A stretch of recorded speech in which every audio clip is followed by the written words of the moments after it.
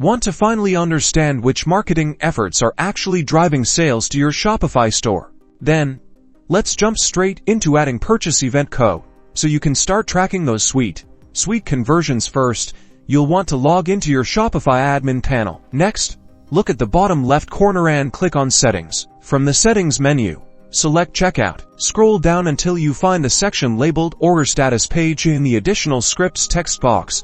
This is where the magic happens. This is where you'll paste your purchase event code. Now, paste the purchase event code you've created from the ad platform you are using, like Google Ads or Facebook Ads. Make sure the code is correctly formatted and includes the necessary variables for order information, like order ID, total value, and currency. Almost there. Double check that your code is in the correct spot. And finally, click the Save button in the top right corner of the page, and that's it. You've successfully added purchase event tracking to your Shopify store.